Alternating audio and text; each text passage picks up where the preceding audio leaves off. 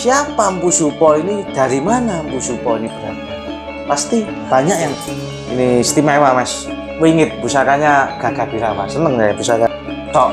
Paksinya pasti kota. Kota. Nah, di sini ditandakan paksinya di sini kota. Antara logika, nalar, sejarah, sama mistis bisa digabungkan gitu loh. Gak iso, gak mungkin iso. Dan tapi kadang-kadang mereka dengan percaya dirinya ngomong dibangga-banggakan dengan sombong, ternyata nol aja. Nah, kodam dan yoni itu beda. Beda.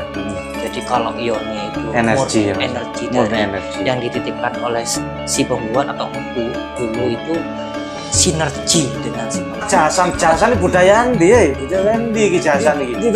Aduh, ya oh. Para sejarawan tidak akan menemukan jejak-jejak sejarah leluhur kita. Karena Kang Vicky dulu, nanti saya jabat secara mendalam. Di sini ada pusaka yang sering saya bawa. Sering dibawa Kang Zainul ya, ini ageman ibaratnya. Iya. Ini suatu kehormatan saya boleh membuka pusaka ageman Kang Zainul. Ya ini sandangannya ini kalau disebut di Jawa Timur ini Warangka Seken ya Mas ya, biasanya. Di Jawa Timur orang Madura pasti, bukan orang Madura aja, orang Jawa Timur, wilayah Lumajang, Belambangan sampai Probolinggo, Pasuruan pasti nyongkel biasanya seperti itu.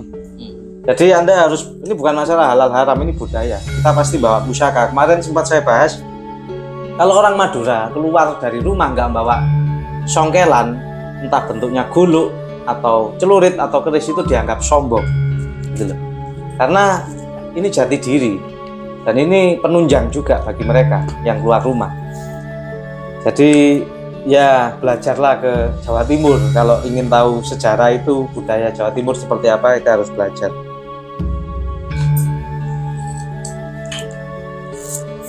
Wah ini Mas, ini pusaka istimewa ini saudaraku. Wah, ini mungkin ini pamornya dijabarlah sama jabarkan yang kalau salah nanti atau kurang tepat ditambah masukan Mas ya.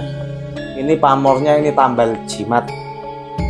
Tambal jimatnya ini mungkin masuk pusar bumi atau kayak seperti pandan iris. Seperti pandan iris, ya bukan pusar bumi, pandan iris. Tapi tambal jimat ini jelas timbul ini pamornya. Ini dapurnya ini masuk ronpring apa? Kalau ronpring kurang kecil ya. Masuknya dapur apa ini Mas? Tombaknya Mas? Godong andong ya, godong andong ya. Biasanya tombak-tombak dapur-dapur godong andong, ronpring atau pamor banyak angrem itu tombak-tombak tayuan. Tombak tayuan. Tayuan itu berarti memang dipusakakan, bukan untuk sekedar ageman. Tombak itu kan ada jenisnya banyak, ada yang untuk perang, ada yang untuk senjata tusuk, ada yang tayuan. Kalau biasanya godong-godongan seperti ini tayuan iya, untuk ketika dibutuhkan memang mendadak serangan juga iya, karena ini juga tebel, bahannya istimewa. Kalau tangguh, saya menangguh ini masuknya Madura. Nah Madura ini koso ini Mas. Kalau menurut saya koso, karena pamornya nyekrak ini tambalnya, terus besinya ini besi-besi koso Madura, sangat apa, birawa ya, birawa, Gagah Birawa. Tangkas ini pusakanya, jadi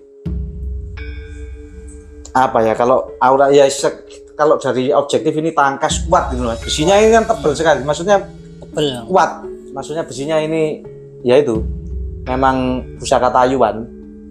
Kalau tambal sendiri secara filosofi itu tuahnya dipercaya untuk perlindungan ya Mas ya. Melindungi sang pemilik dari guna-guna ataupun secara fisik. Jadi memang bisa dibuat songkelan. Banyak yang suka pamor-pamor tambal, ada beberapa ulama sering pesan ke saya Mas, Gus itu Mas pamor tambal dari siapa banyak, saya lari ke arah wetan sana kiai, nggak tahu dia dibuat koleksi atau dikasihkan lagi ke santrinya. Juga abdi negara Mas, tentara TNI itu kan butuh perlindungan juga. Biasanya kalau nggak saya kasih pamor pengkon atau tambal jimat seperti itu yang beliau pesan. TNI tentara banyak yang konsultasi ke saya, cocoknya pamor apa Mas, gantung jabatannya juga. Ini Madura koso ya, jelas materialnya ini istimewa. Di Pulau Madura cuma ini agak pulen ya, jadi istimewa pusakanya. Tambalnya 1, 2, 3, 4, 5. Jadi artinya 5 ini. 5 tambah 5. Tambah 5. Kalau secara spiritualnya mungkin gimana Mas? Ini Slorok Tapenya jelas saudaraku, ini sepuh, bukan tombak baru. Ya. KW-KW ya. Ya, bukan KW-KW. KW-KW murah 500.000, 700.000 oleh rek. Lek sing sepuh sampean golek golek ndak di desa angel juta-jutaan karena kualitas Mas. Kualitas. Ada harga, ada kualitas. Ya. Sementara ini cuma kadang kita bukan pemahar kan, cuma bukan materi tok yang kita dapat, tapi kita lihat orangnya yang beli, keseriusannya gimana. Saya memaharkan pusaka enggak mahal saya rasa, dengan kualitas pusaka yang bagus, sambungan doa, dan banyak yang cocok kok, terbukti. Ya Mas, pusakanya membawa kebermanfaatan, saya berkah. Berarti kan jodoh. Jodoh. Bukan masalah materi nomor sekian. Kalau menurut saya, Kang Zainul pun saya yakin begitu, karena kita ini yang kita pentingkan budayanya ini loh, yang kita rawat, kita salurkan ke orang-orang yang mencintai. Eman-eman di desa kadang nggak kerawat, kadang dibuang ke sungai. Karena apa? Ditakut-takuti kiai-kiai yang nggak jelas. Maju ngono haram, aku ngerti ngeneki dhewe. Gak ono rek. Wis kok akeh atusan ngono. Ya tergantung duwe betok apa gak ya. Kan keselarasannya itu loh ya. Saya harus orang-orang ini pahami. Wah, dukun nyekel keris ngene ya. Akhirnya gak paham gitu. Kalau secara anunya gimana Mas? Ini kita babar secara mendalam lagi. Mendalamnya lebih mungkin energinya atau yang Masnya pernah tayuh ini yang didapat apa? Jadi kenapa kok saya itu mengagum dan sering membawa pusaka ini? Jadi yang namanya tambal itu memperindah. Istilahnya hal sesuatu yang jelek itu ditambal agar terlihat indah. Terlihat indah. Jadi manfaat dari pusaka ini, kenapa saya sering bawa? Di sini saya menghitung tambalnya kok ada 5 rek. 1, 2, 3, 4, 5. Kenapa kok enggak 3? Kenapa kok enggak 1 kan? Ya ada. 1 ada, 3 ada. Kenapa kok saya senang dengan angka 5 ini?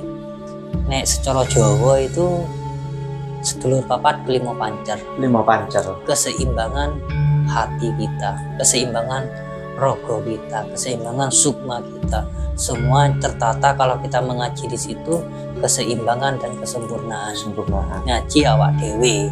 Yo iki pusakane awak dewe rek, itu pusakane wong. Nah, iya. Jadi kenapa tambal 5 ini saya suka, dan di situ di sini juga ada pamor wengkonnya juga. Wengkonnya ya Mas. Wengkon itu artinya perlindungan.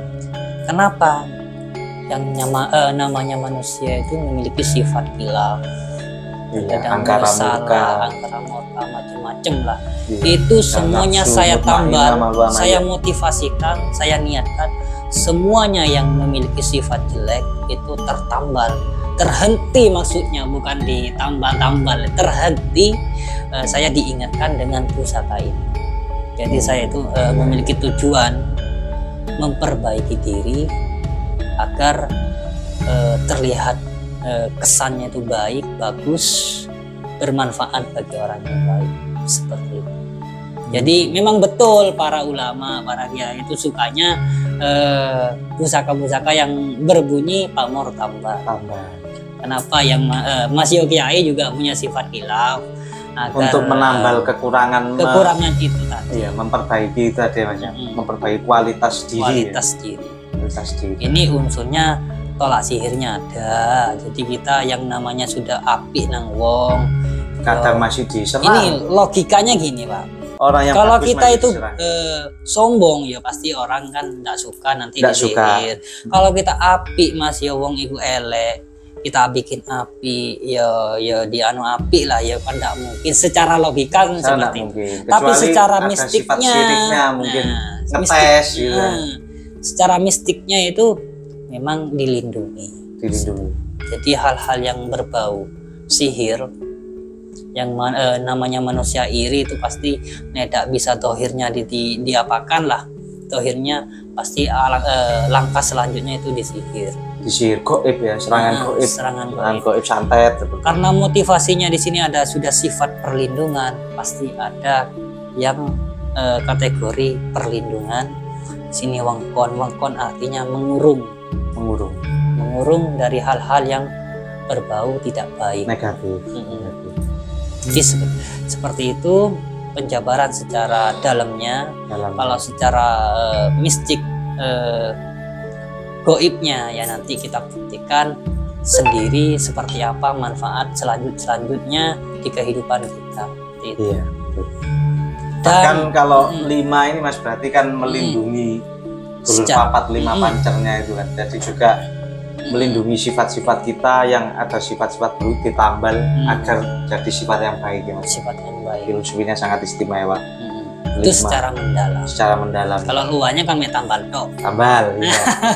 Orang taunya harus tambal, pokoknya itu aja tolak balak, tapi tidak tahu mengkaji secara dalam. Secara mendalam. Dan untuk apa sih melindungi dulur papat 5 pancer ya menjaga kelakuan kita gitu kan. Menjaga kelakuan kita agar baik di masyarakat. Ya wong musuh awak dhewe kan duduk menungso rek. Ya awak dhewe. Iya, musuhnya ada diri kita sendiri, hawa nafsu kita, kesombongan kan itu. Nah, di situ.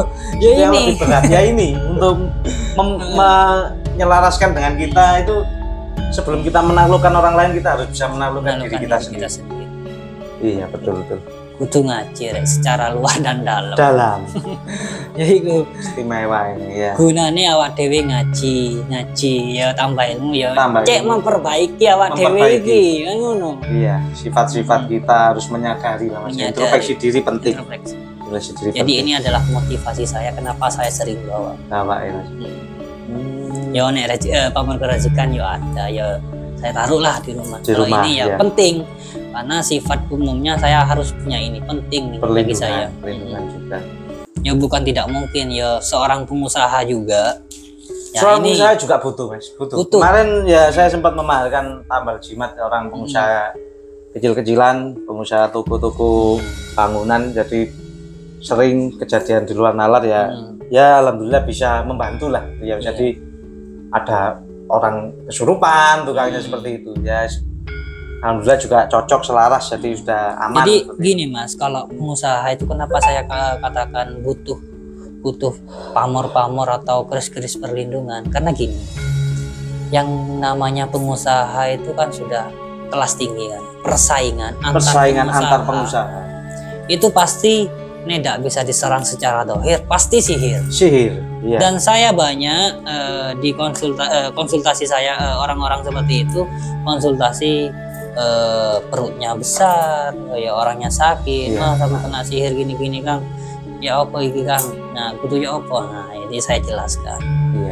Di situ ya harus punya simbol pusaka ini untuk perlindungan juga sambungan doa leluhur. Bukan tidak mungkin loh Mas, pengusaha loh. Oh iya Mas, iya betul. Ini saya dapat kabar kemarin ya, salah satu seorang teman antara persaingan, jadi kan antar iri lah. Di situ persaingan bisnisnya sampai mau bayar 150 juta kalau bisa mateni wong iki, membunuh. Iya, 150 juta untuk dukunnya ini. Ya koncoku iki Mas yang tak kenal ini dicekelno duit 150 juta mongkon golekno dukun sihir sing iso mateni wong iki sak fotone. Duit wis dicekel. Iki wis gendeng menungso. Iya, kalau sudah iri dengki mengakar di hati itu kan bahaya. Ya itu. Padahal kita hidup di dunia sebentar Mas. Ya itu gunanya kita ngaji diri. Ngaji diri harus. Aja sampai koyo ngono lah. Jangan sampai seperti itu ya. Bisnis ya bisnis, persaingan ya secara sehat lah. Sehat. Saya pun seperti ini pun juga pernah mengalami fitnah ini itu. Saya menjalaninya dengan cukup tenang, saya tidak komen meskipun difitnah ini itu. Namanya persaingan kan seperti itu. Iri. Tapi saya yakin waktu yang menjawab. Pasti. Setelah waktu menjawab ya terbongkar semua Mas. Bahwa fitnah itu kan hal yang diungkapkan tapi tidak benar, tidak sesuai faktanya kan seperti itu. Ya itu ya akhirnya ya waktu yang menjawab. Akhirnya akhirnya pada ujungnya ya tahu semua bahwa itu nggak benar fitnah seperti itu. Seperti itulah. Jadi karma di dunia. Karma itu ada, jangan sembarangan. Jawa ini wingit dan sak wingit-wingitnya udah berbeda. Balasannya cepat, lain. Bahaya. Bener. Kalau perilaku nggak bener pasti sebentar, nggak mungkin lama karena capek sendiri ya Mas gitu. Capek sendiri. Nah, keris Mas, mungkin ada beberapa keris yang Mas Zainul bawa ini. Saya penasaran juga ini belum nanti yang saya bawa. Kenapa? Coba dilihatkan ke Mas Vivi dulu lah secara sinau luarnya. Menurut saya ini kan sudah melalui proses penayuhan. Di situ saya sudah dapat gambaran, nanti saya jelaskan. Oh, siap, secara luar dulu lah. Nah, ini pusakanya ya saudaraku ya. Nah, ini baru selesai dicuci warangan, jadi dilindungi dengan plastik agar tidak mudah karat. Wah, ini saya lihat ini pamor largaksir ini yang tengah ini. Waduh, ini saudaraku, ini dua pamor, ini namanya pusaka selewa saudaraku. Ini yang tadi yang depan saya lihat ini largaksir ya, sangat halus, lembut. Sedangkan baliknya ini pamor wengkon ini Mas ya. Iya. Wengkon ini. Wah, ini istimewa ini saudaraku. Ini mungkin biar lebih jelas untuk teman-teman lihat. Coba saya minyak Mas ya. Ini kalau saya gini kelihatan saudaraku, ini ada seloroknya, tapen pamornya jelas, bukan keris baru gitu loh. Nah, banyak teman-teman keblondrok Mas, keris baru ini. Ya saya nggak berani komen lah. Jangan, namanya orang ini bebas, terserah. Kadang ada yang mengakui keris sepuh dan dibilang keris baru yang merusak-merusak, itu kan banyak Mas. Banyak. Untuk keris baru padahal keris sepuh. Ya kita harus belajar objektif. Kita lihat seloroknya, materialnya seperti apa, korosinya itu terlihat kok, bisa dipelajari, korosinya. Belajar itu penting. Belajar itu penting. Jangan cuma percaya saya percaya si A, si B, yang ada master kir namanya. Nah, tester saya ini. Nggak mungkin bisa mandiri Anda, nggak mungkin. Dan pusaka sulit untuk menyatu dengan Anda. Kebanyakan tester mamong, nggak bulat TKT, nggak nyatu-nyatu. Aku nyimpen udan Mas Limo Mas. Aku nyimpen keris Nogo kewibawaan, tapi kok gak ono wibawae. Ya karena mungkin Anda mamong. Mari ngedil keris, mari lu gak sido. Ya, mari ngenyang-ngenyang wis dikekno. Iya. Gak sido. Gak mungkin Anda diajeni. Pasti kewibawaan Anda hilang, turun sejauh-jauhnya. Lebih baik menghargai orang yang komitmen. Sekali sekali A ngomong A, B, itu. Kunci kewibawaan. Kunci kewibawaan itu ada di komitmen. Dan omongan Anda sesuai apa enggak. Nah, seperti itu. Banyak saya Mas menemui kolektor-kolektor gitu. Jadi kualitasnya, padahal beliau-beliau orang kaya, cuma kualitas enggak ada kualitasnya. Berarti yang seperti itu tidak memiliki prinsip. Enggak punya prinsip, pusakanya banyak tapi enggak selaras. Iya. Terus bingung ngalor ngidul golek pusaka apik sing iso nambahi wibawa tapi gak wibawa. Malah gak diregani wong. Akhirnya macam-macam kejadiannya, gak diregani wong blas. Nah ini kan cukup jelas saudaraku ya. Ini wengkonnya ini. Ini wengkon original. Wengkon yang original itu nggak terlalu kenceng dedek. Seperti kemarin wengkon saya bahas kan, ini ada jeletnya sedikit, ada ini, ada apa ya? Jadi garisnya ini ada melebar, mengecil gitu. Nggak terlalu kenceng. Karena ini tempa, pamornya itu ditempa. Wengkon ini secara penempaannya itu termasuk pamor melumah. Ya saudaraku ya, dipercaya tuannya perlindungan. Sedangkan yang dibaliknya sisi A, sisi sampingnya, ini adalah pamor largaksir. Secara pembuatannya adalah pamor miring yang tergolong rumit, sulit untuk dibuat, apalagi sehalus ini. Nggak mungkin empu-empu sembarangan yang membuat dalam satu bilah pusaka ada dua pamor yang berbeda, balak-baliknya berbeda, pamor lumah dan pamor miring. Bayangkan cara penempaannya seperti apa sulitnya gitu loh. Meskipun ini kalau saya lihat pas ikutannya ini HB Mas, Tangguh HB Mataram Hamengkubuwono. Ini panjang, terus ini ada tungkaan gereneng, rondonya ini gereneng, ini tangguh.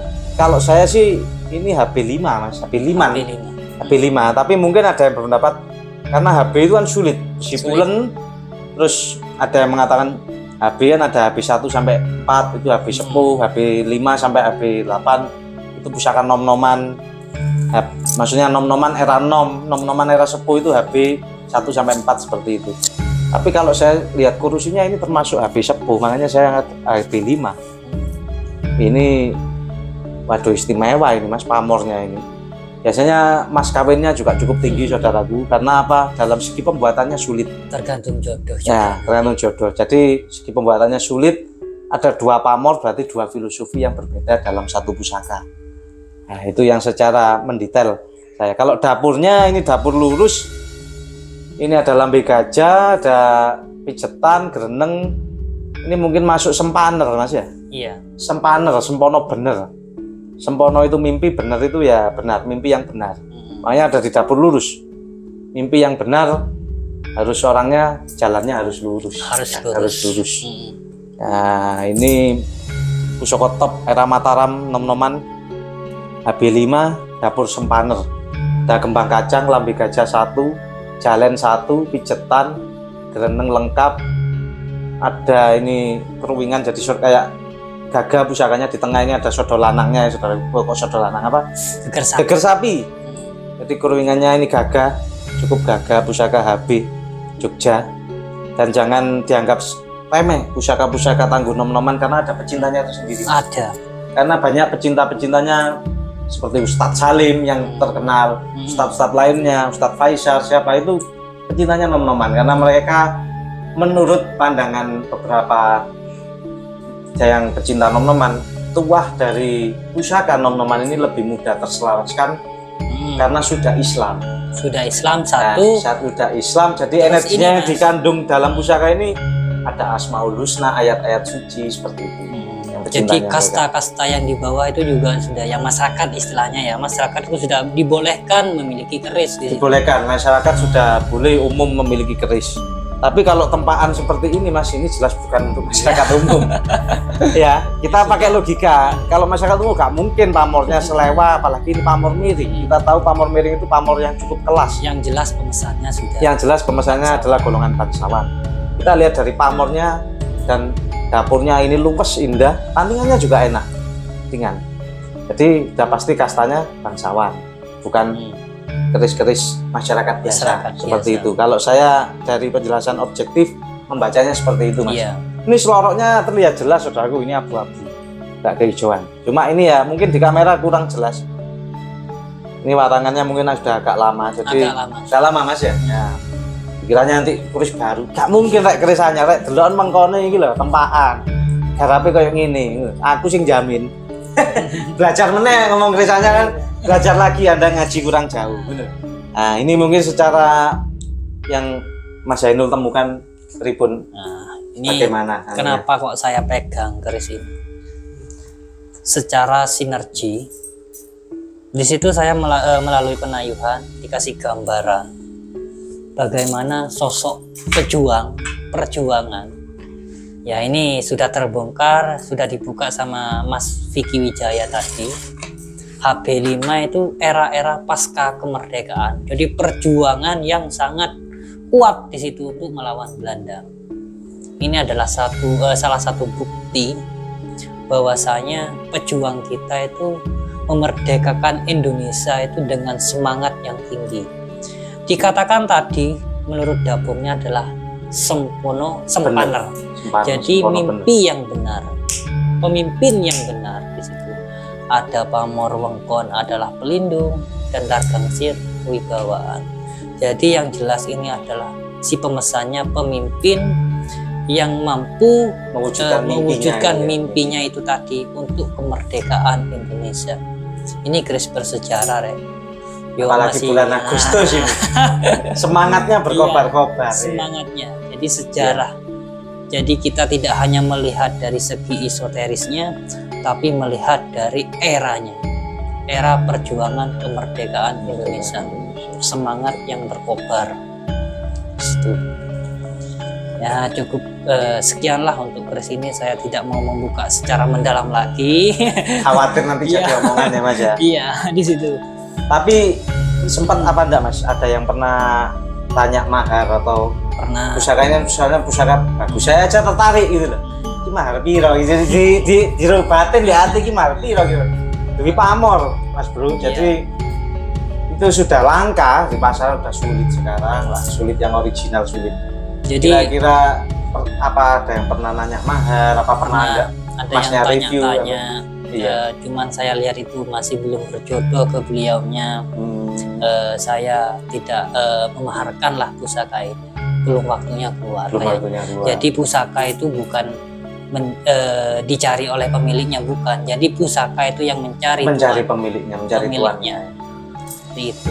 Jadi saya anggap kemarin yang nawar-nawar itu masih belum jodoh. Jadi kenapa keris ini masih saya pegang sampai saat ini. Tapi kalau boleh tahu tawaran sudah sampai di angka berapa? Kalau tawaran kemarin sudah nyampe harga 10 juta ini. 10 ya? Sampai 10 yang pertama itu nawar 7,5, ada yang nawar 8 juta, ada yang nawar 10. Cuman saya lihat itu masih belum berjodoh, belum waktunya keluar, belum saya maharkan. Ya kita pakai logika juga, pembuatannya sulit, empunya sambung doa, selamatannya. Kalau nilai nominal dulu mungkin ya 10 juta kurang, Mas. Kurang. Pasti pemesannya lebih dari itu habisnya, selamatannya, biayanya. Apalagi sang punya tirakat toko brotonya berapa bulan untuk mencari. Kalau dulu kan nebus bahannya, nebus sama emas. Emasnya tinggal berapa on kan gitu. Iya. Ya disitulah cukup sekian bagi teman-teman secara luar dan dalam. Kita tafsir secara logika ya. Babar secara logika dan mistik masuk akal. Jadi kalau omong-omong mistik ini isong ini omong kosong. Kalau teman-teman mau membuktikan mistik itu ada berarti bisa datang juga. Iya, bisa datang juga. Oke. Mungkin itu Mas, saya tadi yang membuka, mungkin ini saya yang masukkan. Nah, terus ya saudaraku, rahayu-rahayu, kita lanjut sesi 2 ini, ngobrol santai antara mistis dan nalar, logis dan nalar, dan logika dan mistis ya Mas ya. Ya kita tadi break karena sholat maghrib ya Mas ya, sholat maghrib. Ini kita edukasi untuk teman-teman, jadi biar ada pembahasan lebih lanjut. Ada satu pusakanya Mas Zainul juga belum saya review tadi. Kita seperti break, makan, sholat ya biasa lah. Ini kondisinya malam, mungkin kameranya kurang jelek, kurang bagus. Tapi nanti jangan khawatir, video pusakanya akan saya videokan detail dengan blitz. Jadi untuk mengetahui teman-teman materialnya seperti ini. Kita akan ngomong di sini juga nggak ngawur kan gitu Mas. Jadi ada dasar-dasarnya, pakemnya, ya bisa dimarahi orang banyak kalau ngawur seperti itu. Ya logika kan temanya sekarang ini, logika dan mistik yang sekiranya mampu diterima secara masuk akal. Jadi mistik dak yome ngono-ngono tok lah. Jadi bisa diterima dalam akal sehat seperti itu. Jadi babarnya seperti itu pada tema video ini. Mungkin langsung saja Mas ya, belum buka pusakanya yang Mas Zainul tadi itu. Ini salah satu pusaka yang menurut saya inspirasi dan penelitian. Ini salah satu keris ciptaan empu yang legendaris. Nanti bisa disampaikan sejarah-sejarahnya oleh Kang Vicky. Nanti seperti apa sejarahnya, perjalanannya itu. Nah, tinggal saya menambahi dari segi penayuhan secara mendalamnya.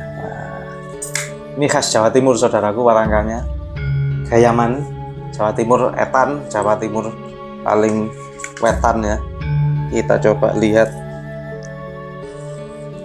Wah, ini pusakanya ini pusaka kelas wingit saudaraku. Pasikutannya Gagah Birowo ya. Gagah Birowo, besar pusakanya. Ini kalau saya lihat ini dapurnya lo berapa ini? 7 tanpa sogokan. Ini ada pijetan, ada gereneng, lambe gajah, kuku bimo lambe gajahnya. Terus ini ada apa namanya, kok lambe gajahnya nguku bimo, kembang kacangnya nguku bimo saudaraku ya. Lambe gajahnya 1, jalen ada, ini masuk dapur Carubuk, Mas. Carubuk, Luk 7. Tanpa sogokan ya, tanpa sogokan. Ini kembang kacangnya Nguku Bimo, lambe gajah 1, ada gereneng pijetan, masuk dapur Carubuk kalau dipakem. Carubuk Luk 7. Kalau saya lihat materialnya ini terus pasikutannya ya, pasikutan ini ya keris wetan, jadi belambangan, Mas. Belambangan. Cuma belambangan itu eranya kan panjang, Mas. Ada belambangan era Mojo, bahkan belambangan era Londo ya. Mataram ya, era Mataram ada. Belambangan itu luas, saudaraku. Pasti yang diketahui orang-orang belambangan, sudah belambangan macan putih ya, Pak. Tapi enggak tahu eranya. Nah, kita harus lihat karakteristik pasikutan, kita harus lihat materialnya, korosinya bagaimana. Jadi belambangan itu banyak eranya. Mulai sebelum Empu Supo itu sudah ada belambangan. Sudah ada. Belambangan itu sangat tua, sangat tua. Jadi sejarah itu ya perlu harus diteliti kembali, dipelajari lagi. Tapi saya ngomong ini ada dasarnya, sejarah juga. Yang Anda ketahui mungkin, oh belambangan itu dulu sempat geger sama Mojopahit. Mojopahit itu tidak berani, tidak bisa menaklukkan belambangan. Tidak bisa. Padahal Mojopahit itu menaklukkan seluruh Nusantara, tapi belambangan khusus daerah paling wetan Jawa Timur itu sulit. Ngengkel ngarannya, Mas. Belambangan ini di masa itu ngengkel di masa itu karena dia juga merasa dirinya lebih tua ya, Mas. Dari Mojopahit lebih tua. Karena apa? Nah, saya bahas dulu secara materinya dulu ya. Ini pamornya, ini sepertinya ini Wengkon Isen, tapi agak aus karena usia ya. Ini belambangan era Mojo. Kalau menurut saya, karena ini besinya kehijauan halus, ya. Terus iya, ini yang kelihatan, isennya kelihatan. Ini juga ada isen titik-titik, bulat-bulat. Pamor-pamor rezekiannya ada. Kalau menurut saya itu dua pamor. Dua pamor ya. Wengkon Isen dan Kulit Semongko. Wengkon Isen bisa disebut Kulit Semongko yang sini, Mas ya. Ya. Kulit Semongko. Kalau orang nggak detail, sudah dianten Kulit Semongko. Padahal kita lihat amati detailnya. Saudaraku, ini ada wengkon perlindungan ya. Terus yang kemudian kedua, materialnya tantingannya ringan. Ini bukan belambangan era Mataram. Yang banyak beredar itu belambangan era Mataram. Bagus, memang kerisnya juga bagus, juga wingit. Tapi kalau belambangan era Mojo ini itu besinya agak kehijauan, mirip tuban era Mojo. Cuma pasikutannya tetap belambangan, ini jenggot ya, melebar, bawahnya lebar, sosorannya lebar. Pasti pusakanya Gagah Birowo. Belambangan itu ciri khasnya itu salah satunya. Terus nah ini gonjonya, bahwa gonjo ini jelas ininya juga belum buntut urang di ujung gonjonya, ini masih ngunceng mati, itu ciri tangguh-tangguh tua. Kalau kita tahu nom-noman kan pasti buntut urang ininya biasanya melebar. Kita berbicara tentang empu, mungkin yang empu yang legendaris yang mungkin banyak diketahui orang-orang, Mas. Iya. Empu Supo Mandrangi kan gitu. Tapi orang-orang tidak tahu siapa Empu Supo ini, dari mana Empu Supo ini berada. Pasti banyak yang tidak tahu. Saya yakin. Saya juga ngulik, Mas, baca-baca sejarah babat Tanah Jawa, babat Demak, babat Mojopahit, terus literasi-literasi itu kan banyak. Ada perbedaan, ada yang sama, ada yang hampir sama, tapi perbedaan ada gitu. Yeah. Kalau sejarah ngomong Empu Supo itu siapa? Empu Supo itu anaknya Empu Sedah. Siapa Empu Sedah? Empu Sedah anaknya Empu Kelungkung. Kelowongan, kok Kelungkung? Kelowongan, mohon maaf ya. Kelunglungan, ya itu, Kelunglungan. Jadi, nah ditanya lagi, siapa Empu Kelunglungan? Empu Kelunglungan itu adalah salah satu empu yang legendaris di tanah bumi Belambangan. Nah, makanya pada waktu Empu Kelonglongan itu di bumi Belambangan punya anak namanya Empu Sedah. Empu Sedah itu menepi ke hutan di Belambangan pojok bukan paling timur, paling selatan, saya agak lupa itu sejarahnya. Terus punya anak namanya Empu Supo, yang pada waktu itu juga dikenal sebagai Empu Rembang sebelum namanya Supo. Empu Supo bertapa di Tuban disertai adiknya Empu Supogati adiknya. Setelah bertapa dia menjadi empu di Mojopahit dan menjadi masterpiece empu yang legendaris di Kerajaan Mojopahit. Itu cerita singkat ini ya, singkat. Untuk lebih dalam ya kita harus ngobrol panjang karena panjang sejarahnya. Dan orang-orang kolektor-kolektor Jogja Solo harus belajar dari Jawa Timur. Kenapa kok saya harus belajar? Pasti banyak tau dari jenengan-jenengan. Saya sukanya besi yang pulen. Saya tidak suka besi yang pasir malelo. Yang ada keris pesisiran, dianggap remeh keris pesisiran. Berarti Anda sejarahnya ngopinya kurang ado bro, kurang jauh. Bukaan meneh sejarahmu bukumu. Sopo Mpu Supa iku? Ujune Mpu Supa mesti pulen ngene. Gak iso. Ngomong gak iso, bukaan sejarah. Terus Blambangan ya apa wesine? Ya kudu nanting belajar buku tok kurang kan ya. Harus terjun. Saya terjun sampai ke Blambangan. Ke Sasak Perot, Blambangan paling pedalaman itu ya. Saya sharing ke suku-suku di sana. Tanya-tanya, menggali ilmu, tosanaji. Karena saya kalau buku nggak puas, kalau nggak langsung ketemu orangnya. Nah, Empu Supa di Tuban, jadi Empu Mojopahit. Banyak buatannya Empu Supa mulai di Tuban. Di Tuban pasti besinya itu pesisir, jelek. Katanya orang kolektor-kolektor, wah elek mas besi ini, gak pulen ya. Padahal dia gak tahu sing ampuh ya keris pesisir, wah. Dia menjadi empu utama di Mojopahit gitu. Itu yang ampuh. Nah, banyak ageman-ageman ulama-ulama kelasnya kita lihat biasa-biasa, tapi itu ampuh secara esoterik karena empunya mumpuni dalam segi tirakat, bukan empu main-main. Saya kasih perjelas lagi. Setelah perjalanan di Empu Mojopahit, Empu Supa ini baru menciptakan pusaka yang pulen, karakternya besinya bagus. Itu baru ketika dia sudah dapat mengambil keris jalak Sumelang Gandring itu loh mas, yang sejarahnya ada kan di babat tanah Jawa. Yang kerisnya Mojopahit, kerisnya raja hilang. Empu Supa itu kenapa kok Empu Supa yang diutus sama Sunan Kalijogo sama Raja Majapahit kok dititahkan? Karena Empu Supa itu dianggap aslinya orang Blambangan. Kok Supa awakmu sing ngeru bumi Blambangan, budal rono, golek ono jalak Sumelang Gandring ku sing ilang iku. Golek ono, awakmu iku tanah buyutmu lho awakmu, isi apa caramu? Jadi bagaimana caramu harus bisa menarik jalak Sumelang Gandring, pusaka yang diistimewakan oleh Raja Mojopahit. Karena Empu Supa asalnya dari Blambangan mas, seperti itu. Kemudian ya balik lagi yang tadi, Empu Supa baru menciptakan besi yang ibaratnya kalau kata orang modern bukan besi pesisir, besinya pulen, sedayu kan ini hijau pulen. Itu ada ketika sesudah Empu Supa berhasil menarik jalak Sumelang Gandring dan dikembalikan ke Mojopahit, Empu Supa dikasih tanah perdikan oleh raja. Apa tanah perdikan itu? Tanah bebas pajak. Oh, aku matur nuwun, aku suwun wis dibalekno pusakane Mojopahit, tak kasih tanah yang bebas pajak di Sedayu, bergelar Pangeran Sendang Sedayu mas.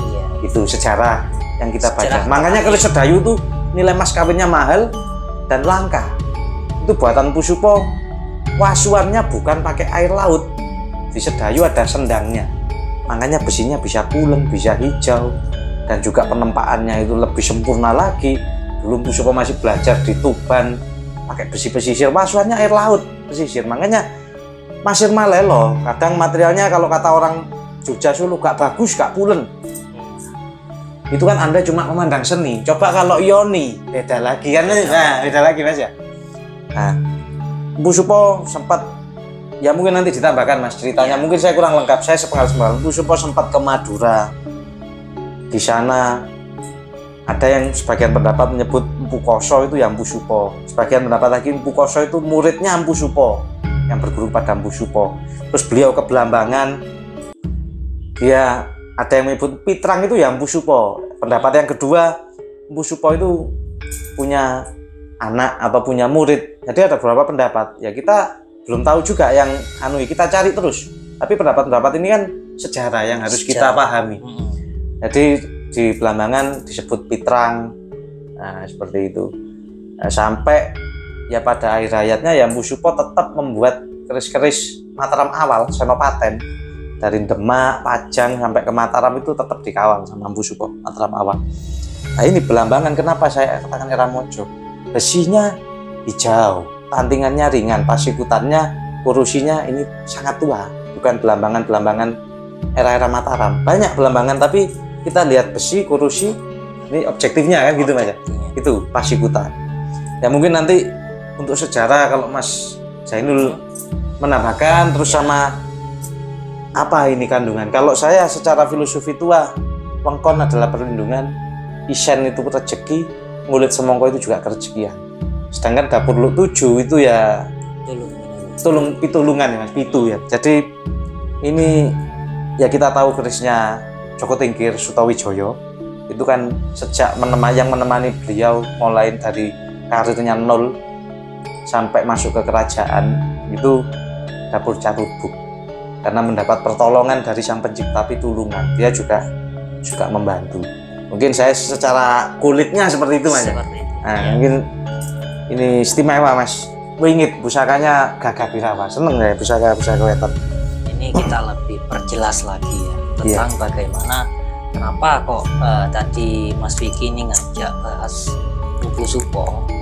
Nah, saya ada bukti otentik Mas yang menandakan estimasi saya itu mengarah ini adalah keris ciptaannya Mpu Supo waktu di Belambangan. Jadi ceritanya gini, otentiknya kita di sini membahas di sini kalau dari segi sorsoran, dijelaskan tadi kan di dalam sejarahnya Mpu Supo sebelum kembali lagi ke Belambangan, yang titah raja tadi itu mencari Jalak Sumlang Gandri, dia menghilangkan jejak nama Mpu Supo di Majapahit itu berganti-ganti nama. Mpu Suposo, Mpu Brojoguno lagi. Brojoguno ya, Madura ya. Banyak nama-nama yang dia pakai, yang dipakai untuk menghilangkan jejak bahwasanya itu adalah titah dari Raja Majapahit di situ. Nah, jadi terakhir dia itu di paling timur Madura, di kerajaan paling timur Madura untuk melangkah ke kerajaan Belambangan. Nah, yang namanya pengaruh dari sebuah daerah dari Madura ke Belambangan kan? Iya, ke Belambangan. Pasti ada pengaruh pasikutan ataupun gaya ataupun jenis besi, pasti ada pengaruh antara Madura dan Belambangan. Dan saya lihat di keris ini itu ada. Di sini kalau melihat sorsoran, dia gaya greneng dan pasikutan gagahnya itu menyerupai pasikutan keris Madura. Iya. Satu betul. Otentiknya di situ. Sangat mirip memang Mas, Madura sama Belambangan mirip. Nah, ya, di situ kan. Terus yang kedua, saya menandakan bahwasanya besinya ini adalah karakter miliknya Belambangan di masa Majapahit. Di masa Majapahit, betul. Nah, ini lebih detail kan saudaraku. Nah, terus yang ketiga, rengkol eluknya. Kalau kita sorsoran itu sudah Madura, tapi looknya kok Jawa Belambangan. Nah, ini lebih melebar kan? Lebih melebar. Kalau kita ngomong Madura, rengkol looknya itu agak rapat dikit lah. Gitu. Oh iya. Jadi beda. Iya. Kenapa kok saya ini pusaka otentik mengarah kepada Mpu Supo di situ? Looknya 7. Terus lagi yang menandakan bukti otentik di masa-masa itu yang banyak belum kita ketahui, pasti ada ciri khas pada pusaka. Dan di sini dibuktikan, saya buka ya, di sini ada gonjo dan paksi. Di masa itu yang namanya keris tua di awal-awal itu kan bedok. Iya. Paksinya pasti kotak. Nah, di sini ditandakan paksinya di sini kotak. Melebu gonjonya paksinya kotak. Bisa jadi Mojopahit awal atau peralihan Singosari ke Mojopahit. Disitulah pengaruh dari paksi kota itu masih tertanam di benaknya Mpu Supo bahwasanya keris-keris terdahulu itu paksinya kota. Ini bukti otentik, bukan buatan di masa Mataram. Oh iya, wah. Ini kan sudah sangat jelas ini saudaraku ya. Jadi paksinya kotak. Paksinya kotak. Langka. Keris Belambangan paksi kotak langka. Paksi kotak. Itu bukti otentik. Nggak bisa kita tempaulan gedik. Nggak pas, nggak enak. Akhirnya nggak bisa. Di sini yang membuat penelitian saya pada keris ini, kok ini saya terlinang-linang sejarahnya Empu Supo di situ. Waktu proses tayuh mungkin. Akhirnya saya tayuh keris ini. Di situ saya mendapatkan gambaran. Nggak sembarangan juga menayuh itu langsung jin datang. Nggak semudah yang dibayangkan. Ini kerisnya Empu Supo. Itu ngomong kosong lah menurut saya itu. Kalau jin ada yang mengatakan seperti itu ya omong kosong lah seperti itu. Iya. Jadi yang namanya penayuhan itu pasti ada gambaran, di mana itu ada suatu kejadian yang dilewatkan dalam mimpi. Jadi dalam mimpi itu saya digambarkan sebuah pemuda yang naik kapal hendaknya turun ke daratan. Di situ pemuda itu turun ke daratan. Dia bertemu seorang kakek-kakek nelayan yang susah payah. Di situ susah payahnya dia mengangkut hasil tangkapan ikan itu tadi. Tanpa sepatah kata pun pemuda itu membantu kakek itu mengangkat hasil tangkapan itu sampai ke rumahnya. Jadi sesuai dengan angka 7-nya itu tadi, menolong. Pitulungan. Pitulungan itu menolong sesama. Menolong dulu. Kita kategorikan menolong dulu. Setelah dia menolong mengangkat tangkapan itu, kakek itu berkata kepada si pemuda, jangan pergi dulu, kita nikmati dulu hasil tangkapan ikan ini bersama-sama. Hanya pemuda dan kakek ini makan bersama hasil tangkapan itu. Jadi artinya sudah pemuda ini menolong, akhirnya dikasih makan, artinya sudah ditolong sama kakek ini, dikasih makan di situ. Dikasih rezekinya. Rezeki ya. Rezeki. Terus hendaknya dia itu pemuda ini masih berpamit kepada kakek ini untuk tujuan khusus di situ. Ada tujuan lah yang harus dia kerjakan di situ.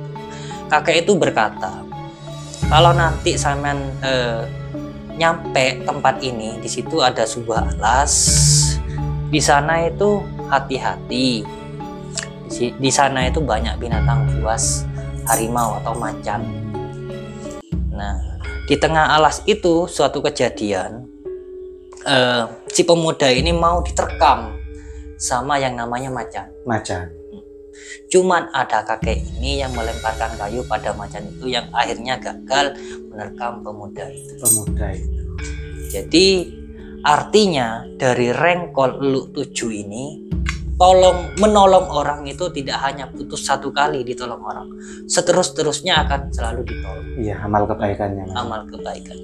Sebaliknya juga sesuai dengan pamornya, di sini wangkon itu artinya perlindungan.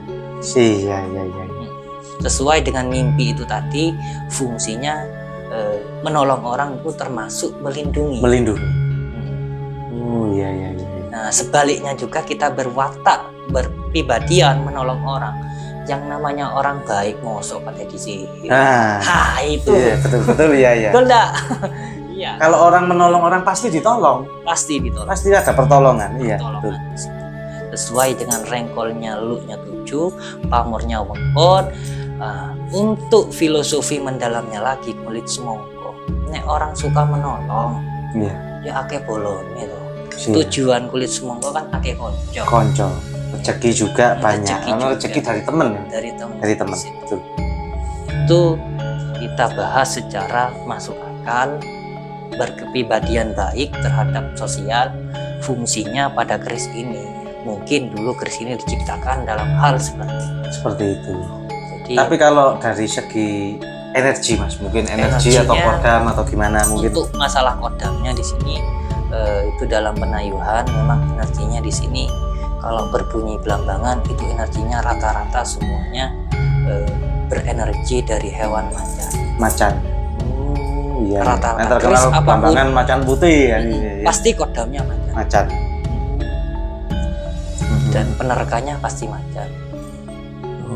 Jadi seperti itu. Jadi kita jangan monoton kepada jin. Kodam dan yoni itu beda. Jadi kalau yoni itu energi dari yang dititipkan oleh si pembuat atau empu dulu itu sinergi dengan si pemiliknya. Sama kodam beda lagi. Ya beda. Kalau kodam itu asal masuk, mau masuk kan gitu. Iya, betul. Nah, yang bisa ya adalah kodamnya ini bisa ini Rek. Ya no. Ada. Keris yang bisa dibuktikan secara nalar itu tidak masuk akal. Itu kodam. Kodam. Ada juga yang yoni. Ada juga yang tapi yoni. Sulit Mas. Sulit. Iya. 1001 itu. 1001. Jadi orang ini kan kita juga belajar terus-menerus. Jadi harus kita memang mengaji. Menayu. Nayu itu juga suatu proses yang sulit. Saudaraku. Tidak semudah orang gampang. Tak tayu. Ya, kita lihat kapasitas seseorang spiritualnya seperti apa, terus pengalamannya seperti apa, seperti itu. Jadi tidak asal kan Mas. Jadi kadang butuh berapa hari. Makanya kita itu ketika penayuhan itu harus melihat dari segi sudut pandang, dari segi arah pandang manapun. Jadi kita gambaran itu kalkulasi dengan filosofi luarnya, dikalkulasi lagi membentuk yang dikatakan kalau di dalam pusaka itu dari dulu yang dicari itu khasiat, manfaat. Jadi kita kalkulasi hasil penayuhan, filosofi luar, bentuk, kalkulasi semuanya dikalkulasikan menjadi yang dikatakan manfaat. Atau khasiat pusaka. Untuk orang itu pribadi ataupun untuk sesamanya di lingkungannya Mas. Ya, itu makanya tadi kan kita sudah ngomong masalah kodam mau masuk, ingin masuk sendiri ya. Iya. Itu harus punya pusaka Mas. Harus punya pusaka. Saya tertarik dengan pusakanya jenengan tadi, mau saya bahas. Kenapa? Untuk menetralisir. Terkadang kodam itu ya yang ada yang positif, tapi ada yang negatif. Nah, untuk menetralisir itu, untuk menghalau kodam-kodam, jin lah. Kodam itu kan jin, sesuatu yang halus. Jadi kita harus punya pusaka yang mampu mementalkan kodam-kodam negatif itu tidak masuk. Saya peredam ya. Nanti Mas Vicky bisa spill pusaka salah satu jala ya. Iya, jala Budo, jala Kabudan. Kesepuan. Jadi itu kan juga ini Mas, secara ada beberapa pendapat yang sebagian pendapat mengatakan Empu Supo itu kebelambangan nyari Kiai Sengkelat kan seperti itu. Ya. Nah, Kiai Sengkelat. Tapi sedangkan ada pendapat yang pertama, kalau menurut saya yang tua itu bukan mencari sengkelat saudaraku, tapi mencari pusakanya Raja Majapahit itu Jalak Sumelang Gandring. Pasti Mas Kang Zainul juga tahu cerita itu, karena kita ini kan termasuk gini belajar sejarah, belajar budaya kan, jadi kita baca apa pusaka Jalak Sumelang Gandring. Kenapa kok Raja Majapahit sampai sebegitunya menitahkan Empu Supo cari Jalak Sumelang Gandring? Ya kita pakai logika juga ya Mas ya. Kalau cari sengkelat itu empunya masih ada, Empu Supo. Kenapa enggak buat lagi? Ya itu. Empu Supo juga doanya ampuh. Tapi pasti ada yang nyangkal Mas. Oh enggak, besinya lain, dikasih Sunan Kalijogo. Dari besi dari Arab kan gitu ya. Besi itu juga berenergi ya, saya percaya yakin. Cuma kalau saya kok lebih masuk yang pertama, jadi Jalak Sumelang Gandring. Nah, Jalak Sumelang Gandring ini pusaka era apa? Kalau prediksi saya, karena Raja Majapahit itu turunan pelarian dari akhir runtuhnya Singosari Mas.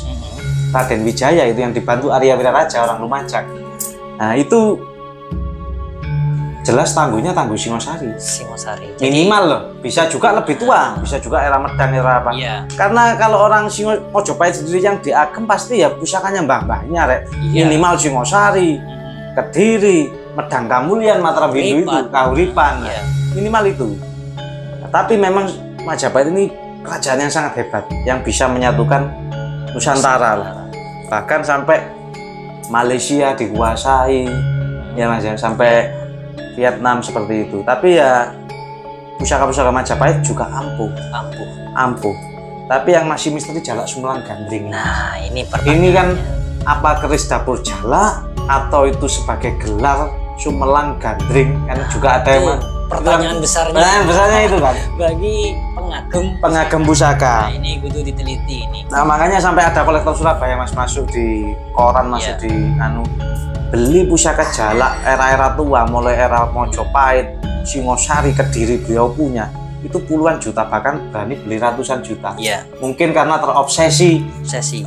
Mana pusaka jalak yang miliknya Raja Mojopahit dulu yang hilang dicari Bu Supo, karena terkenal sangat ampuh.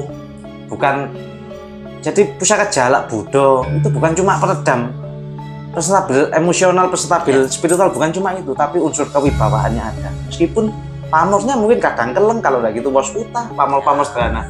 Karena memang pada waktu itu teknologi nggak begitu, teknologi belum indah pesat. Istilahnya. Kalau kita cari keindahan ya di Keris Mataram, nom-noman itu indah-indah. Tapi kalau kita cari yang lebih ke arah esoterik, mungkin lebih ke tangguh-tangguh tua. Mungkin lah di abad 1000. Nah, itu. Cuman di situ seninya, di seni pamor memang kurang kalau di masa-masa itu. Cuman kalau seni Kinata di masa-masa itu sudah sangat indah. Sudah sangat indah. Dibuktikan di era abad ke-6 Sriwijaya, Kinatanya sudah indah. Sudah modern lah. Bahkan pusaka-pusaka perunggu, plit mas itu kan banyak plit juga. Mas, ya. Itu sudah indah juga. Saya jelaskan lagi nih.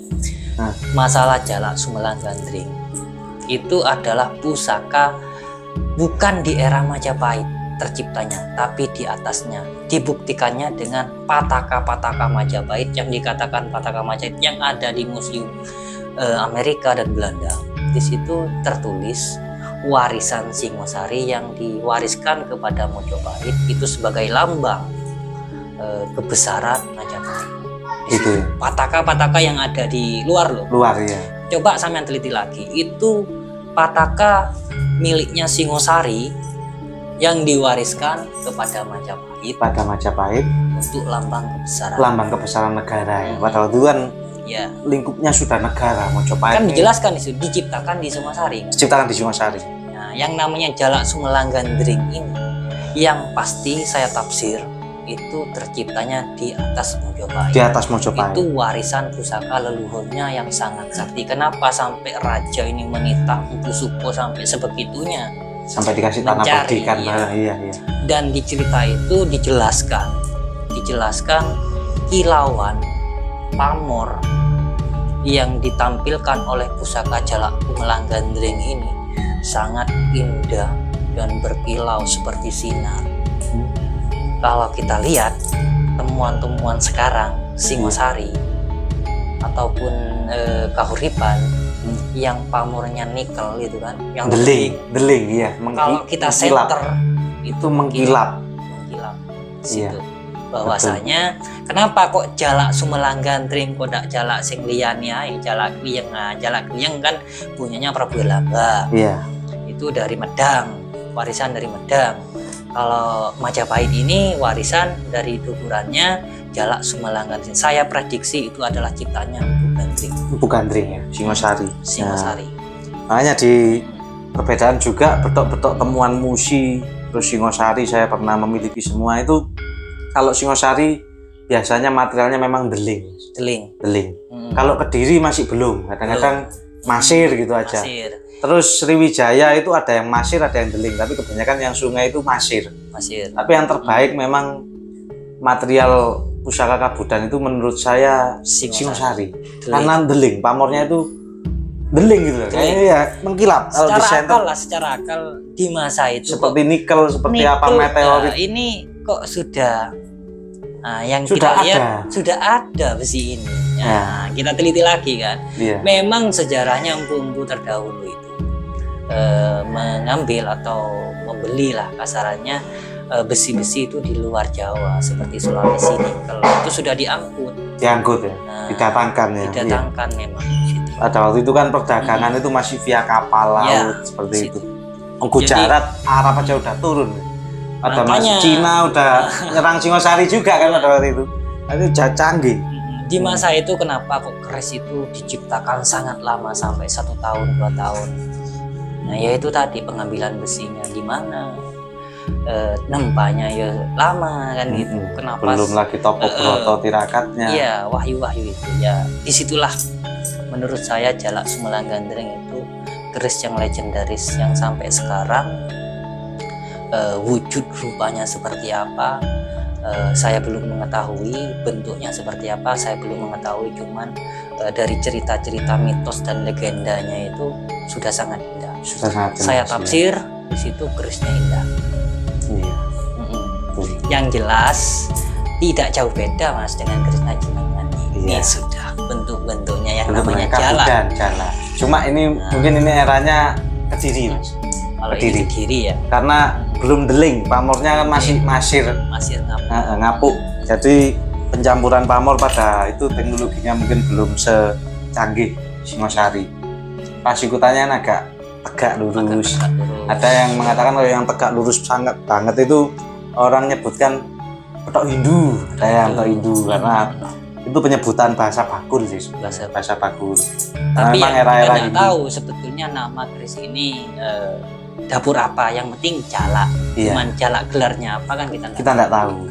Ya, kita nyebut jala karena di sini ada sogokan saudaraku. Kalau belum ada sogokan ya biasanya petok budo. Kalau sudah ada sogokan atau kadang geger sapi, ada keruwingan itu jala. Dan jala sangu tumpeng, ada jala apa macam-macam. Jadi kita lihat itu kalau pemahaman pakem sekarang, tapi kalau pakem dulu kita juga masih mengulik, belum tahu juga. Nguri-nguri. Iya, masih mencari terus seperti itu. Diberikain enggak? Karung. Ini aku tak cut. Enggak apa-apa, terus saya lanjut. Terus lanjut ya. Jadi mengingat tadi untuk peredam atau menghalau energi kodam yang negatif, kita harus memiliki pusaka kesepuan. Kenapa kok harus kondak yang lainnya saja? Karena dianggapnya di sini kalau pusaka kesepuan itu mampu mengayomi, istilahnya menjadi bapak tetua pada pusaka yang lain. Masih satu yang namanya yoni atau kodam atau jin, itu kan ada kelasnya masing-masing. Umurnya ya juga berbeda. Umurnya macam-macam, ada 1000 tahun, 2000 tahun kan kita. Kalau umurnya itu sudah 3000 tahun, yang jelas ilmunya sudah mumpuni tinggi. Jin itu ahli ilmu. Dia juga belajar loh. Tiap waktu dia belajar. Dia ngupingnya itu pas wayai malaikat ngasih menurunkan ilmu kepada Gusti Allah itu menurunkan ilmu kepada malaikat, jin itu nguping. Cuman sayangnya jin itu iso sakti mergani diwali ilmu itu dikai hal-hal yang tidak baik untuk mengganggu manusia. Yaitu tadi kembali kepada jin. Kalau sudah yoninya ini atau titipan si empu ini sudah umurnya sudah lebih dari 1000 tahun, yang mau masuk umur 200 tahun kan sudah tidak bisa. Sudah lebih tua jin yang pertama. Makanya buat tindih gitu tadi. Dan jin itu sifatnya ada yang negatif, ada yang positif, ada yang membantu pemiliknya, ada yang netral di tengah-tengah, yang penting dia cuma diam kan gitu kan. Itu kadang juga menunggu perintah, ada yang otomatis langsung membantu sang pemiliknya, ada yang menunggu perintah. Ya, itu kembali lagi ke proses tayu sama penyelarasan yoni sama kodam, karena beda. Penyelarasan yoni, penyelarasan kodam ini beda juga kan ya. Berbeda. Itu tadi. Nah, jadi makanya beberapa kolektor mesti memburu pusaka betok. Karena satu langkah, yang kedua untuk peredam kalau ada kodam-kodam yang sifatnya itu negatif ke pemiliknya. Seperti itu. Ini logikanya juga seperti itu, dan pada kenyataannya juga seperti itu gitu lah. Kolektor-kolektor kan aku mas, terus buntel mayat ini tuku betok aman gitu. Ini bukan, ada kok majalahnya, nanti saya cantumkan, ada kesaksian-kesaksian nyata. Jadi bukan orang kan ada ngeklaim betok kayak itu, ini bahasa bakul, karena dia tidak mengalami mas. Gitu loh, tidak mengalami. Banyak orang mengalami, saya juga kenal baik, bukan cuma dari majalah itu kan majalah yang tereksplor, tapi pengalaman-pengalaman di lapangan. Anda harus belajar, paham, mencoba, jadi eksperimen terus kan ya mas. Keris ini ini lah, itu harus dieksperimen. Tidak bisa satu minggu, 2 minggu, 1 tahun, 2 tahun tidak cukup, kadang-kadang tidak cukup gitu. Makanya Logikanya lagi ini ya. Kan keris sudah indah-indah di masa sekarang, di masa Mataram atau Hamengkubuwono itu kan indah-indah sudah. Lah, bos yang elek-elek ini kok tadi larang. Jadi mahal. Makanya itu. Jadi yang dilihat bukan cuma unsur keindahan, tapi sejarah, isoteri, manfaat yang didapat dari pusaka ini dengan usia ribuan tahun kok masih ada. Berarti kan ini pusakanya leluhurku, jadi ya kita hargai, kita rawat gitu loh. Dan seperti itu. Kita ngomong elek karena memang bentuknya sudah ini udah kropos, ya. Udah kurus. Ini pun temuan darat. Yang banyak disukai kan temuan sungai karena cenderung lebih utuh, Mas. Iya. Nah, ini karakter betok temuan darat seperti ini saudaraku. Sulit mau utuh karena patina itu nancepnya dalam. Meskipun tebel nanti dicuci jadi tipis. Kalau patina sungai itu masih bisa utuh. Ya kita lihat patinanya jenis apa. Patina kan banyak, ada patina kaca, ada patina yang pada umumnya batu yang nempel-nempel itu kayak fosil itu banyak. Jadi jam terbang memang yang harus butuh praktek, bukan cuma katanya kuratorku.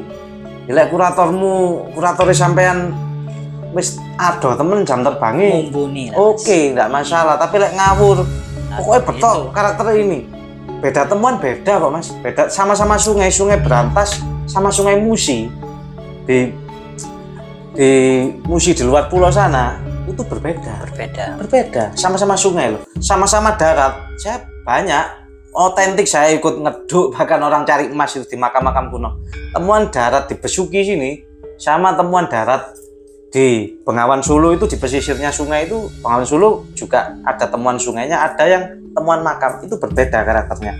Saya kalau ngomong gini pakar-pakar pasti ketawa karena sudah praktek. Banyak pakar-pakar sebenarnya. Saya juga sungkan ngomong gini, soalnya saya juga belajar terus. Tambahannya gini, praktek terus. Jadi, kenapa kok bedok itu berbeda karakter, besinya kok berbeda-beda, terus korosinya juga berbeda-beda.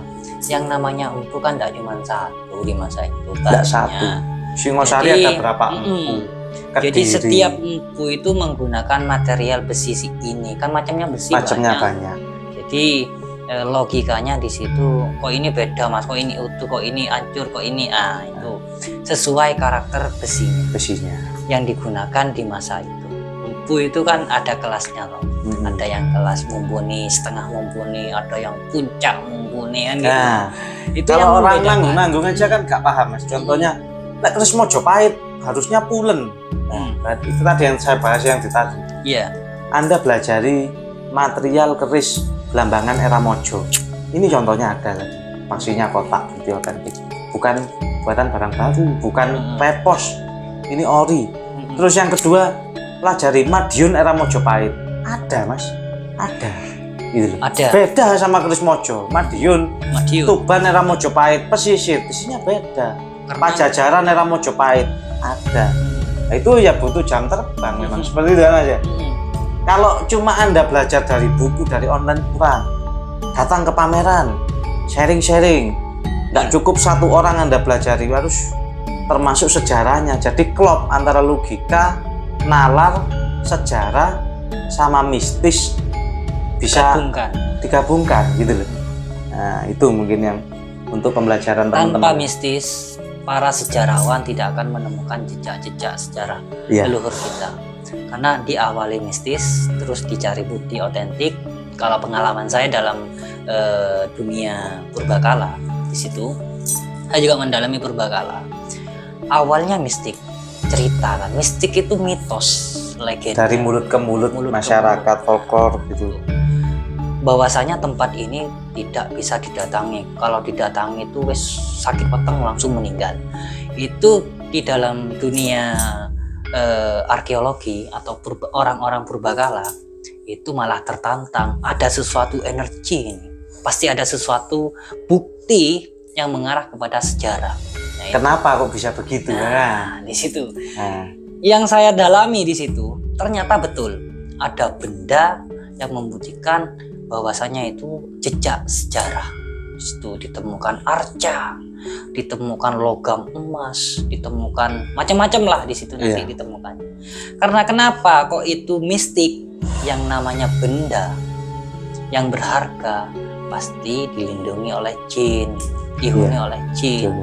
Jenenge dunya rek, dunya iki sakral. Yo jenenge rezeki yo sakral. Iya, gaib. Jodoh mati rezeki itu gaib. Gaib. Nggak bisa Anda pakai kalkulasi. Aku kerja usaha ini tak hitung-hitung hasilku sakmene. Kadang bleset rek. Aku modal sak-M buka kuliner. Ini cabang mie ini. Setelah dihitung-hitung kok bleset. Itu gaib. Tapi tetap bisa dipelajari secara objektifnya. Iya, makanya tadi kita sempat bahas Ustadz Mas itu ya doa iya, usaha iya kan gitu. Kudu harus bulat dijalankan. Nggak bisa kita nanggung-nanggung, akhirnya beleset semua. Beleset. Karena ya banyak orang-orang beleset zaman saya banyak Mas. Beleset. Mamong Mas, karena nggak punya pendirian terus. Takon kono takon kini sih bener sih di gak gelem terjun langsung katanya ngepek gampang itu ya gak iso, gak mungkin iso. Dan tapi kadang-kadang mereka dengan percaya dirinya ngomong dibangga-banggakan dengan sombong ternyata nol ya karena ndak praktek gitu loh. Cuma ini ya kita lebih menerapkan pusaka ini harus praktek, harus ya objektif iya, nalar iya, mistis juga iya, kita harus pahami, dipandang secara sudut pandang segala arah. Nah, mungkin itu Mas yang bisa kita bahas ya pada sesi kedua. Harapannya mungkin dari Mas Zainul apa yang mau pesan-pesan untuk teman-teman di Indonesia bagi teman-teman pengagum pusaka yang mengatakan dirinya adalah sebagai pelestari budaya Nusantara, pelestari leluhur, pelestari yang melestarikan lah istilahnya di situ.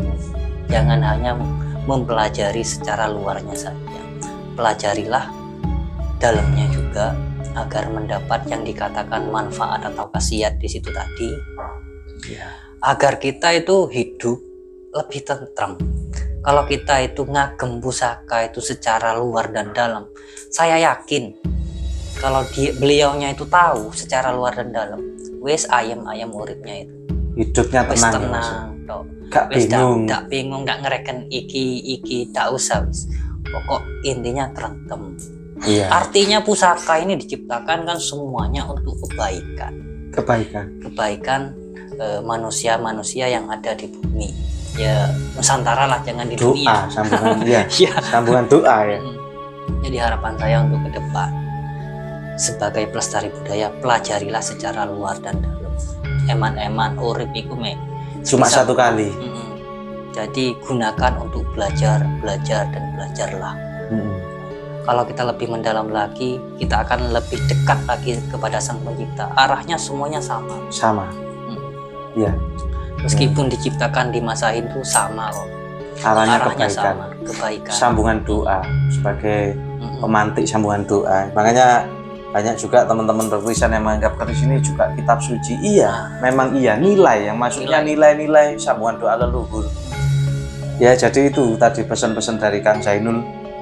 Pelajari keris secara luar dan dalam. Anda kalau cuma mempelajari luarnya, golek simpulan sing ini akhirnya Anda ndak jadi pecinta yang universal kan ya Mas? Iya. Aku golek sing api-api padahal keris yang biasa besinya yang dianggap remeh, besi pesisir itu ampuh Pak, ampuh, nggak bisa. Kalau dibandingkan iso tadi bisa kita omongnya panjang lagi karena butuh pengetesan ini dan itu gitu loh. Nah ini cinta budaya bangsa jangan nanggung, jangan nanggung, pelajari sekalian dalamnya karena ini membawa kemanfaatan yang sangat luar biasa untuk diri kita pribadi, keluarga maupun di sekitar kita. Seperti itu ya. Kalau harapan saya tetap Mas, harapan saya cuma satu, di Indonesia minimal satu rumah harus punya satu pusaka. Entah itu kapan bisa terwujud entah dari yang penting kan saya ini entah dari presidennya, Pak Presiden gimana tiap hari Jumat misalnya ini Mas harus pakai baju adat masing-masing, bawa pusaka masing-masing, khas daerah masing-masing, kan asik Mas. Asik. Itu budaya kita, jangan terjajah budaya Barat, Arab, apapun yang lain. Ini budaya kita ini sudah sangat luar biasa. Mbah-mbah kita dulu Mojopahit, Singosari, nggak main-main. Nah ini Mas lagi, nggak main-main. ini bukan masalah agama, Bukan ini agama, budaya. budaya, bukan agama ya. Tolong Ini digarisbawahi, jangan dikat-kat ini budaya yang harus kita jaga. Kalau nggak sekarang, kita kapan lagi? Iya itu Mas, Nah. saya Mas. Kalau bukan kita ya siapa lagi yang Siapa memang lagi? orang bangsa Indonesia. Jadi Nusantara memang harus bangkit. Mosok kita kalah deh negara Melayu Malaysia di acara kepresidenan nyongkel keris kabeh pejabat. Lah. Kene yo daon. Nggak ono. Malah jasan ini budaya dia, budaya iki jasan iki. Didelek nang Aduh, tas, iya, ono opo sing gawa ini? pusaka tapi didelek nang tas. Gak eling nang Mojopahit padahal sing luar biasa Mojopahit koyo ngono lho. Coba ditoleh lagi ke belakang, dipikir-pikir lagi. Dari pejabat-pejabat, saya sampaikan secara umum, dipikir-pikir lagi. Ayo budaya diangkat. Saya cinta budaya Indonesia, Nusantara saya cinta. Ayo dibantulah budayawan-budayawan, pecinta-pecinta keris. Ayo tolong didukung ya Mas ya. Iya. Jangan dipukul halal haram mistis. Aduh hancur semua. Karena beda, ini beda, ruangnya beda gitu. Ini budaya bukan agama. Kita harus memilah-milah. Tidak ada hubungan masalah syirik, halal haram, tidak ada. Ya mungkin itu Mas Zainul, saya terima kasih sekali Mas Zainul sudah datang ke gubuk saya. Ini suatu kehormatan buat saya bisa direview juga, membantu masukan untuk teman-teman. Semoga ini video yang kita buat konten hari ini bermanfaat buat teman-teman. Semoga tambah cinta budayanya, tambah mau belajar lagi. Ya untuk siapapun, kita tidak memandang suku, ras, agama, yang penting orang Indonesia Nusantara kita dukung ya gitu Mas ya. Dan harus Pegang keris. Itu mungkin itu. Terima kasih saudaraku, kurang lebihnya saya mohon maaf ya, kurang lebihnya saya juga mohon maaf Mas Zainul kalau ada salah kata, salah kurang. Mungkin saya akhiri. Rahayu, rahayu, salam budaya.